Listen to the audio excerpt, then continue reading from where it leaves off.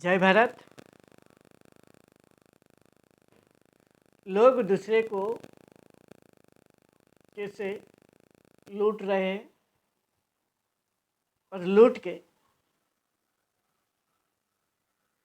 क्या कर रहे हैं और कैसे पाखंडी कर रहे हैं, इसी का ऊपर बात करेंगे। और ये कबीरदास की एक दोहे से आपको मालूम होगा और इसका ऊपर थोड़ा चर्चा करेंगे। कबीरदास क्या कहना चाहते हैं, इसे पाखंडी लोग क्या करते हैं। तो कबीरदास कहते हैं उनके दोहे में, ओहिरना की चोरी करई करई सुई की दान, ऊंचे चढ़ी कर देखता केती का दूर विमान। इसका अर्थ बहुत ही गहरा है। लोग लोहे की चोरी करते हैं, यानी लोग लोहे की चोरी करते हैं और सुई का दान करते हैं। फिर तब ना वो ऊंचे चढ़कर देखता है विमान कितना दूर है। इसका मतलब आपको समझ में नहीं आया होगा, थोड़ा आपको समझा देता हूँ।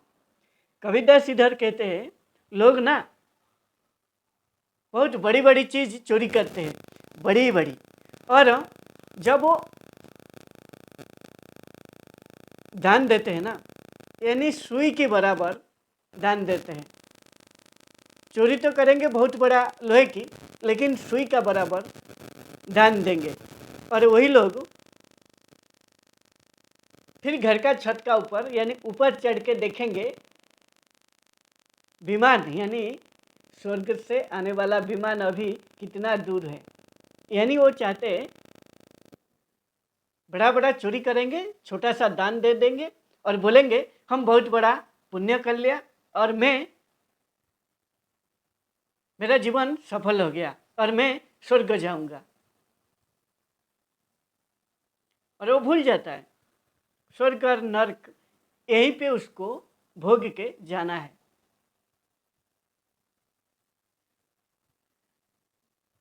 भूल जाता है क्योंकि लोग ऐसा क्यों करते हैं। देखिए ये तो पाखंडी है, ये तो पूरा पाखंड कर रहा है, खुद का साथ, दूसरे का साथ नहीं है। वो भूल जाता है, वो अहंकार में आके मैं कौन हूँ, मेरा जीवन क्यों मिला है और मेरे को क्या करना है, वो भूल जाता है बिल्कुल। इसीलिए वो पाखंड करता है। पाखंड क्या है, आज का समाज में देखो बहुत आदमी ऐसा है ना, आपका आगे बहुत बड़ा बड़ा बात फेंकेंगे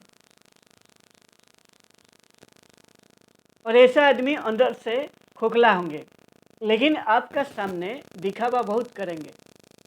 ये आदमी पाखंडी है। और यही तो कबीरदास कहते हैं, लोग चोरी करते हैं, दूसरे को लूट रहे हैं।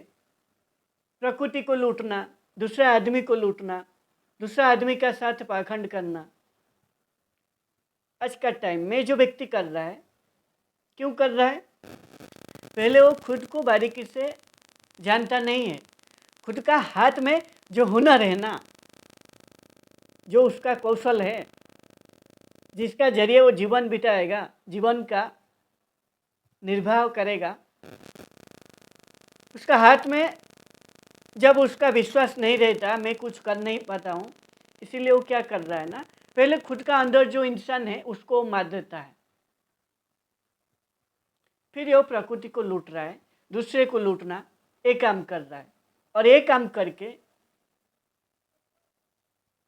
वो समझ रहा है अभी मैं पूरा सेट हो गया हूँ, मेरे को अच्छा से लूटना आ गया है और इसी में मेरा अभी जीवन चलेगा पूरा जीवन भर, और इसी में मैं पूरा मेरा परिवार, मेरा घर संसार, मैं सभी का भला करूँगा। और ये भूल जाता है ये जो कदम वो बढ़ाया है, ये पहला कदम ही उसी का विनाश का, यानी उसका अंत का जो कारण है वो शुरू कर चुका है। विनाश काल विपरीत बुद्धि, जब आपका विपरीत समय आता है, जब आपका ऊपर विश्वास नहीं रहता है, आपका बुद्धि का ऊपर विश्वास नहीं रहता है, क्योंकि जो विपरीत समय है उससे आप भयभीत हो जाते हो, आपको ज्ञान नहीं है। ये जो विपरीत समय का मतलब, आपका साथ ऐसा एक समय आता है जो भी घटना आपका साथ घट रहा है, वो घटना का बारे में आपको बिल्कुल ज्ञान नहीं है, उसको कभी सुना नहीं है, देखा नहीं है, कैसे उसको हैंडल करना है वो मालूम नहीं है। ये विपरीत समय है। इसी में आपका बुद्धि यदि आप लगाओगे, खाली आप वो जो घटना से फंस जाओगे। इसलिए आपका विपरीत समय में विनाश काल विपरीत बुद्धि हो जाएगा। जो व्यक्ति खुद को नहीं जानता है ना, मेन बात होता है, जो व्यक्ति खुद को नहीं जानता है, जो व्यक्ति खुद का ऊपर नियंत्रण नहीं है, जो सेल्फ है, जो उसका अंग है, हम का साथ जिसका मुलाकात नहीं है, मैं कौन हूँ, मैं कहाँ से आया हूँ, जो व्यक्ति खुद को नहीं जानता है, फिर वो क्या करेगा? ये जो शरीर मिला है, इस शरीर को चलाने के लिए कुछ ना कुछ तो उसको चाहिए। पेट तो मिला है, पेट को खाना तो चाहिए। इस शरीर को चलाने के लिए कुछ तो चाहिए ना। उसी को वो फिर क्या करेगा? उसका ऊपर विश्वास नहीं है, खुद कौन है मालूम नहीं है, इसीलिए वो संसार को लूट रहा है और पाखंड कर रहा है। और जितना आज संसार में लूट मची है ना, इसी का कारण है।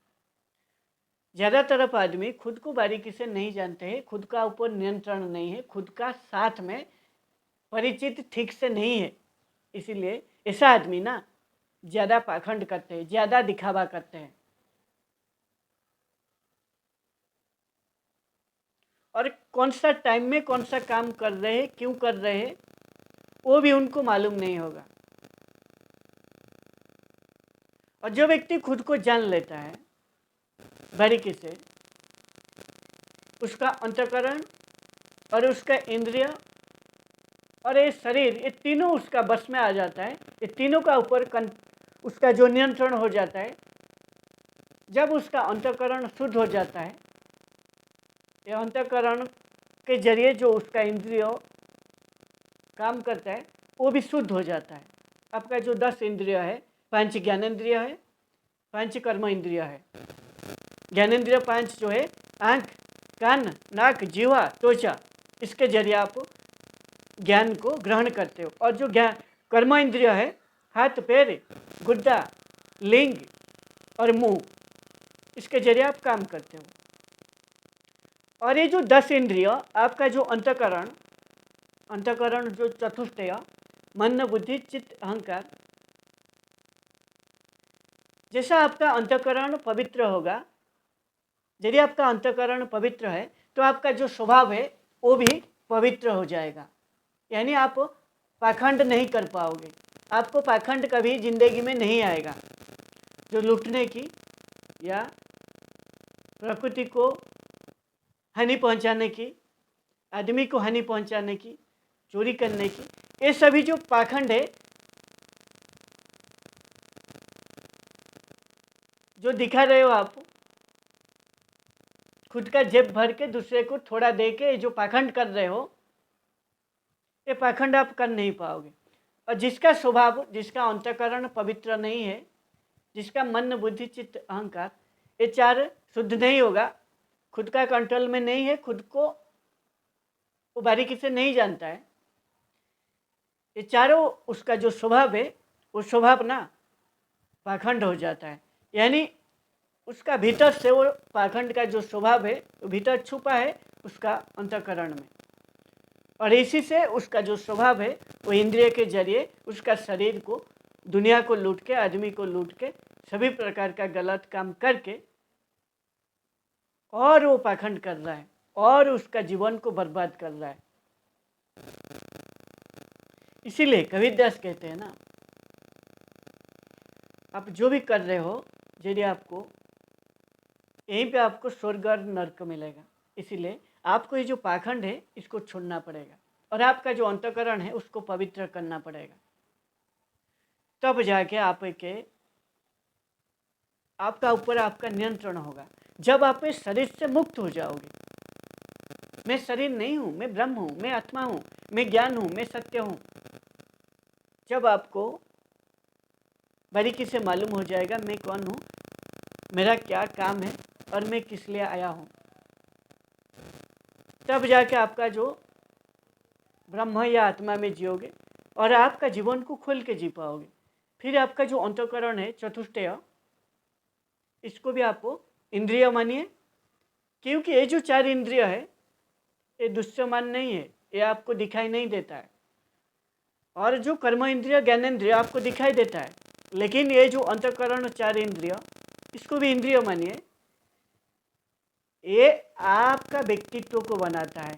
जो आप इंद्रिय के जरिए आपका भीतर जो भी लेते हो, ज्ञान को हो या अज्ञान को हो, वो आपका अंतःकरण कैसा बनेगा, जैसा आप ज्ञान लोगे भीतर, यदि अज्ञान लोगे भीतर, आपका जो अंतःकरण है वो खराब हो जाएगा, यानी अपवित्र हो जाएगा, स्वभाव आपका खराब हो जाएगा, पाखंड हो जाएगा। और यदि सही से आप ये जो इंद्रिय के जरिए ज्ञान भीतर को लोगे, ये जो पाखंड है ये खत्म होगा और आपको आपका अंतःकरण जब शुद्ध हो जाएगा, पवित्र हो जाएगा, फिर आपका जो मन के जरिए जो विचार आएगा सही विचार आएगा और आप चाह के भी पाखंड नहीं कर पाओगे। और जो पाखंड आदमी है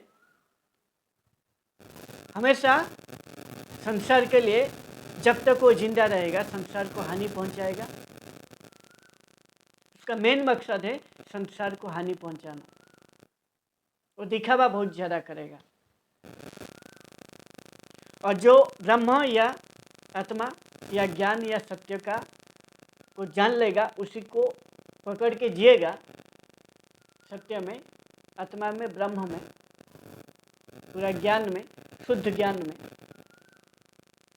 उसको कभी भी जीवन में पाखंड ना छू नहीं पाएगा, बुराई कभी उसको छू नहीं पाएगा और उसका जीवन वो खुल के जी पाएगा।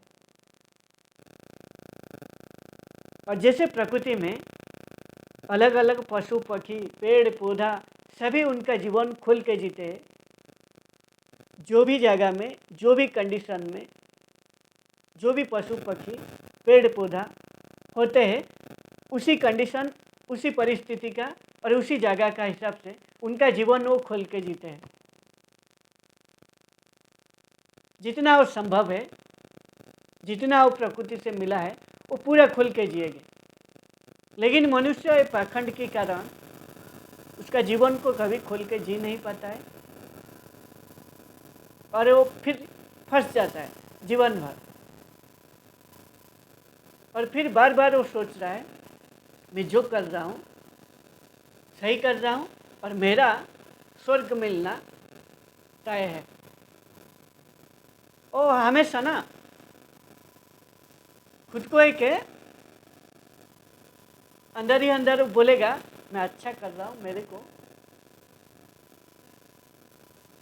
सब कुछ सही होगा, लेकिन वो भूल जाता है जो पाखंड कर रहा है और उसका विनाश का कारण बनता है और दिन प्रतिदिन वो नीचे गिर रहा है, उसको मालूम नहीं पड़ रहा है। इसलिए आप ना जीवन में कभी पाखंड नहीं करना है। पाखंड करने से, दिखावा करने से आपका ही नाश होगा और आप जीवन भर नर्क में जियोगे। नर्क यानी आप हमेशा, ये जो शरीर है, जब इस शरीर में आप जियोगे यही आपके लिए नर्क हो जाएगा, क्योंकि आप सुख दुख ये जो चक्र है, ये चक्र में फंस जाओगे। जो व्यक्ति संसार का माया में फंस जाता है और सुख दुख के दोनों चक्रों में फंस जाता है और इसीलिए फंसता है, खुद को नहीं जानता है, इसीलिए वो शरीर का हिसाब से जीता है। जैसे एक पशु का जैसा उसका जीवन हो जाता है। ये जो सुख दुख इसीलिए उसके लिए नर्क हो जाता है। दुख आएगा तो वो बहुत परेशान होगा और सुख आएगा तो उसको भी जान नहीं पाएगा। इसीलिए जो सुख दुख के जो चक्र है ये दोनों को जान नहीं पाएगा, इसीलिए वो नर्क हो जाएगा उसका जीवन। और यहीं पे जब तक वो जिंदा रहेगा ये जो नर्क यानी सुख दुख है जो चक्र, ये जो नर्क है इसमें फंस जाएगा, जीवन भर कभी उसका उद्धार नहीं होगा। इसलिए जितना आप पाखंड करोगे उतना आपको नर्क में यानी सुख दुख चक्र में फंस के इस शरीर को सुख पहुंचाने के लिए कोशिश करोगे और उतना ही आप कष्ट पाओगे, उतना ही आप जल्दी आपका विनाश होगा। इसलिए खुद का यदि बेहतर करना है, खुद को पहले जान लो और आपका जो अंतःकरण है उसको शुद्ध कर लो, पवित्र कर लो और आत्मा और ब्रह्म, सत्य और ज्ञान इसी में जिए। आत्मा, ब्रह्म, सत्य, ज्ञान, ये चारों को आप एक ही कह सकते हो। ज्ञान क्या है? ज्ञान यानी सत्य है। असली जो ज्ञान है वो सत्य है और सत्य ही ब्रह्म है, सत्य ही आत्मा है, सत्य ही भगवान है। इसीलिए तो मरने का टाइम ना बोला जाता है राम नाम सत्य है। इसीलिए पाखंड नहीं करना है, आपका जीवन को खोल के जीना है।